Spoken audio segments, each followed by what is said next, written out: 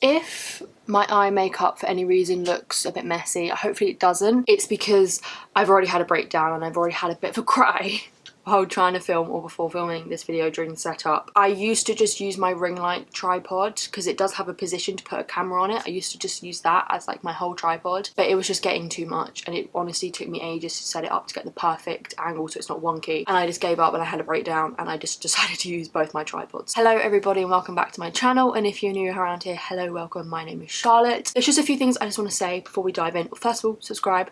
Gotta say that at the beginning of the video because I'm not trusting all of you to stay to the end. I just want to say I've been through a bit of a change with my thumbnails at the moment. Before kind of end of 2020, I did change them to a completely different style to what I usually did, but I think those were hindering my views and they weren't kind of getting people's attention as much as I wanted them to, so I have changed back. And I think along with a load of other people, like I've been talking to a lot of people about this. Kayla over on Books and Nala did a video about how she basically copied and tested out people's thumbnails for a whole year without anybody knowing. And amongst some of my friends on BookTube, that has brought around a lot of discussion about thumbnails and stuff like that, and changing our thumbnails up a bit to both fit our style and to both fit what we like, but also to cater it towards our audience.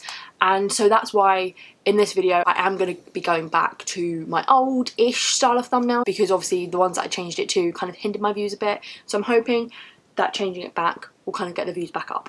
I know that's something that you don't care about because you don't care about my views. The video that we are going to be doing today is the reflection tag, and I was tagged in this by Connor over on Connor Stompanato. He's tagged me in this at the end of 2020 and I just didn't do it when he tagged me, or didn't do it when I wanted to, which was at the end of 2020. As I said in my previous video, or in my BookTube gratitude tag, I just haven't been or wasn't in the mood to film BookTube videos, so just didn't get around to it. But now I'm doing it now. Now that 2020 is over, I feel like it's easier to look back on my channel in 2020. So this tag was originally created by Everything Elle, and I will link her channel in the description below for you to check out, as well as the original video, and of course I'll link Connor's original video or his video in the description as well for you to go all check out. But there are how many questions? 7 questions just reflecting on your channel over the past year, and I'm just going to answer them and just talk about my channel. The first question is, did you reach any bookish goals? I don't really set bookish goals because when I set goals and I don't reach them, it stresses me out, and I'm not very good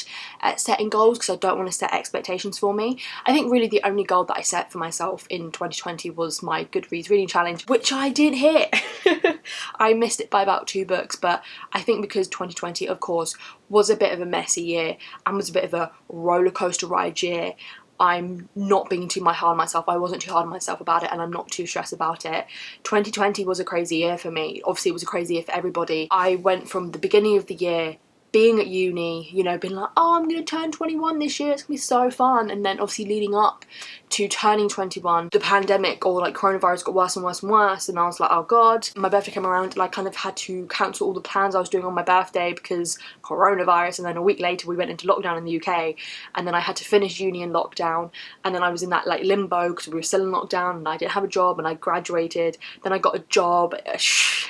It's a crazy year because I went from, as I said, being a normal uni student thinking, oh, I'm gonna graduate, I'm gonna have so much fun, to literally working my butt off to get some money at the end of the year because coronavirus. It's been a crazy year, and because I was working so much from like July to the end of the year, didn't read as much, and I'm not too stressed about that, and I'm not putting too much worry on myself about that.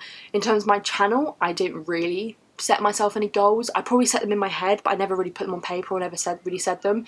I think maybe a goal was to hit 500 subscribers, but that didn't happen, and it's probably not gonna happen because my channel growth is terrible. I think in the past 2 months I've probably gained a subscriber, maybe not even that. I'm trying not to let it stress me out, but it does. On camera I'm like, oh, it's so funny, but behind the scenes I'm like crying about it. I think it was hit me worse at the end of the last year because I wasn't really making BookTube videos and I wasn't really in the mood to, and I was like, I'm so down about BookTube, so it was getting me down more. But now that I'm just like having fun filming BookTube videos, I kind of don't care, because at the end of the day people who are subscribed are watching my videos, or some of them are. As long as they're liking them, that's all that matters. And obviously if I get a bit of growth, I'm not gonna say no. I would like to hit 500 subscribers this year.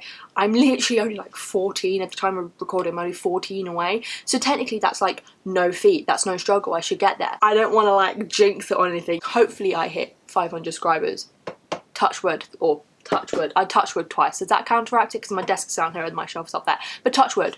Question number 2 is shout out a bookish person / people you feel like really supported by or you supported you this year. There are quite a few people, but I feel like I have to shout out a group of people that I honestly don't think I would have continued making booktube videos, and if it wasn't for them I definitely would at some point been like, I just can't be bothered to do this and I really don't want to do this. But the only reason I am continuing to do them, not gonna lie, is because of them, and that is like my little close-knit group of friends I have on booktube. I'll link them all in the description below. They just warm my heart and I love talking to them every day, because we talk every single day, like all the time. We talk about literally everything and anything about booktube and books and even stuff going on in our own lives and just joking around with each other, and it just brings so much light to my life. And we talk about our struggles in booktube because none of us are really even over 3,000. I think the biggest one of us is Andrew, and she's like 2.5 or something like that K. And there are some of us who have reached 1K and are reaching 1K at the moment, but there are still some of us who maybe might be under 500 or in between 500 and 1,000. And we just kind of like a diverse range, and we just talk to each other about our struggles, and just it kind of helps us get by to kind of be like, you're not alone. Those lot, you know who you are, and I will link them in the description below. You know who you are. So thank you guys. I love you all so much. And here's to us continuously being friends on booktube unless one of us does something problematic. Question number 3 is what's been your favourite video you've uploaded? Oh lord above, I hate these things because I can never remember. There's never really a video that I put on I'm like, I don't like that video, because then I wouldn't really put it up. I know there are some videos that when I do put them up and I'm like, oh that's so fun, and then they don't really get the views, I'm like, should have just not done that video. I do enjoy my vlogs, just my random vlogs. I also have enjoyed doing the this versus that vlog series that I've been doing this past year, that I started in May, maybe around that time, I think. I started doing a vlog series where I just take 2 books and compare them, and I'm still doing that now and just having so much fun. So much fun. So I link that playlist in the description below for you to check out. I also enjoyed doing the trick-or-treat-a-thon with my friends on here in October. It's a readathon that we hosted. That was a load of fun, and it was really fun seeing people join in with that readathon. I think my favourite videos I've done is where I've incorporated other stuff, so where I haven't just talked about books. Maybe my university essays as books, my favourite Eurovision songs as books. But I think actually one of my favourite ones I did was if you liked this book you might like this TV show, and that actually got pretty decent views for my channel. And that was just where I was like, oh, you like this book, hey, you might like this TV show, because as TV shows are my main love, I just love talking about TV shows and just love talking about the TV shows I love and recommending the TV shows I love. So that's a really great way of doing it. I feel like I should do another one, maybe in like middle of the year I could try and do it again. I think some of those videos are some of my favourites that I've done. But pretty much all my videos. I enjoyed most of the videos I've made. Question number 4 is name a video that didn't do as well as you thought it would. And that kind of comes back to like what I was talking about before I jumped into the tag, and that is kind of like my recent videos. My December wrap up, and usually my wrap ups get like 40-50 views.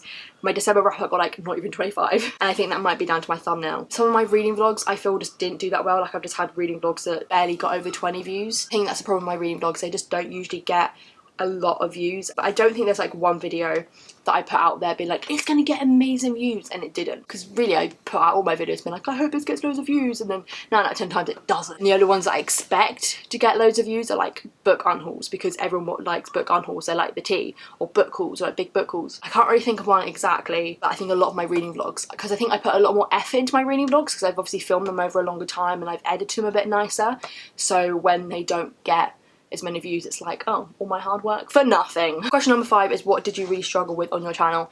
And I think that is like the motivation to not let numbers get me down. I think it's really hard when you're watching not just friends of yours, but mainly people you're not friends with kind of join booktube and get really big really quickly, and you're just like, how? You posted one video, now you've got like 20k subscribers, how? It's hard when you've been working for quite a while, and this is like a discourse that I've been talking about with my friends, is some of us has been doing booktube for nearly like 2 years now. Some of us might have just got to 1k, some of us might not even got one to 1k, and we've been doing it for quite a while, and it's just annoying because we're seeing people just literally post like a couple of videos and getting like mad attention and get all the subscribers, and it's just hard to just not let that get to your head and not let that get you down. So I think that's definitely something that I've been struggling with on my channel. And I think what's really been hard for me is because I've had like no growth recently, it's just trying to motivate myself to be like, keep doing this, because how many times have I just gone, what's the point, or like, is this really worth it? But then I realised like in the situation we are now, this is such a good thing for me to be doing because it distracts me, it gives me something to do. I just need to tell myself that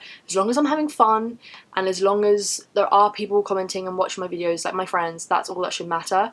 And if I get some more subscribers and get growth, that's just a bonus. I think another thing that I've struggled with personally is because I didn't start off with 0 subscribers when I started back in August 2019. I know that a lot of the subscribers I had from when I first started my channel like ages ago and then stopped, and I don't really think about that section of my channel, even though I do have some videos still up or still public, is that I know that some of the people, or a good chunk of the people that were still subscribed, obviously when I restarted my channel, are going to be dead inactive subscribers. I had nearly about 200, and I just know that there's going to be like maybe 150 or 100 to 150 of those who are just dead inactive channels, and that is going to hinder my views and all that sort of stuff, and my kind of balance and ratio of views to subscribers. I've always thought it's like, oh, 10% is a good thing to have, like a 10% is kind of like maybe not the minimum, but is a good ratio to have. So if you've got 500 subscribers, an average of like 50 views on your videos is good, because that's like 10% of your subscribers. But with me, I've got nearly 500, so I should be getting between like 45 and 50, and I'm getting like 20 to 30, and it's just really hard because I know that not everybody who is subscribed is going to be watching because dead accounts. So if I got rid of, you know, the say 150 whatever channels that probably won't be watching, or inactive channels, I'd have like just over 300 subscribers, so the balance would be better. It's just something that you learn as a creator, and especially on YouTube, is to not let the numbers get too much. And it kind of annoys me when bigger YouTubers and bigger booktubers are like, oh, it shouldn't be about the numbers, I can't believe that smaller booktubers all worry about the numbers. And it's like, you don't have to. You don't have to worry about the number of subscribers you have and your engagement, because you always have that. You've got a bigger number, so that shouldn't matter to you, and that is not a big deal to you. But with the smaller booktubers, we have to worry about that, because we're seeing all these people become bigger, and we're just sat there like, what are we doing wrong? We do want to be bigger because we want that engagement, and then when we're not getting it, it's kind of like, well, what am I doing wrong? And also, because we're smaller booktubers, especially when you're under 1,000, and especially when you're not getting monetized, you're doing this out of your own pocket. You're doing this just for fun. And bigger booktubers, at least they're getting some money from it. I'm not having a go, it's just thoughts in my head that I like to get out sometimes. Question number 6 is, what are some things you want to improve? That's a big question, because in an ideal world, I would love to become the best editor ever with the greatest software and the greatest videos. But I just know that's never going to happen, because I don't have the money to pay for the best software. I don't have the creative skills and the patience to learn new ways to edit and new ways to make my videos better. In terms of improvement, I need to like self-improvement in terms of like be more positive about it and not letting it get me down, and what I've talked about before. But in terms of like physical improvements, I think constantly working on my thumbnails and making them better, so not just doing the same old all the time. Like obviously keep to the same theme, but if I find a way to tweak it a little bit that I know will make it better, or hopefully make it better, then maybe constantly do that, constantly trying to find small ways to change both my editing and thumbnails. And even that just happens out of the blue, like I see a tip or something on Twitter or whatever, use that, keep constantly improving, but not always actively, if you know what I mean, because at the end of the day, it's still working, I'm still having fun.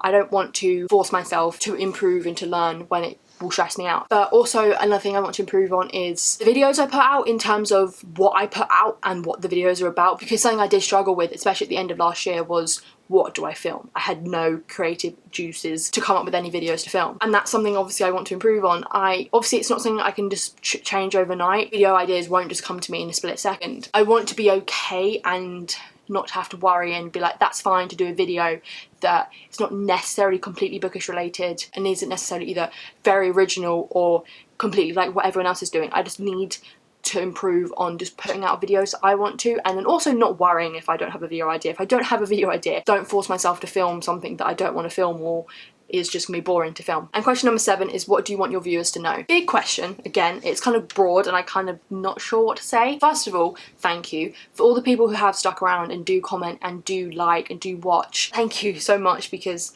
it does keep me going and it does tell me that there are people out there who do want to watch my videos, and that is the reason why I keep making them. And it's just nice to talk to people about books and just joke about books and rant about books. We all love that. And the small thing that I want my viewers to know is, just because I haven't posted a video one week doesn't mean that I'm bored of YouTube and I don't want to be here. It's just probably either life or I just have nothing to film, or I don't know what to film. I don't know if that's a weak answer. I think really the main things I want my viewers to know is just thank you. Thank you for sticking around and thank you for being here. I also feel like I should tag some people, but I don't know who has been tagged or who's done this tag. So if you want to do it, you're tagged. So that is it for the reflection tag video. Thank you, Connor, for tagging me, and obviously thank you everything L for making this video, or making this tag. I had great fun making it, but again, they will be linked in the description below for you to check out, along with my booktube friends, so you can check them out because they are amazing people. I think with what I said in my last answer, I don't really need to say that. Thank you for sticking around, because I've already said it, so thank you for sticking around. I also just realised I've left my window open this whole time. I was meant to close it,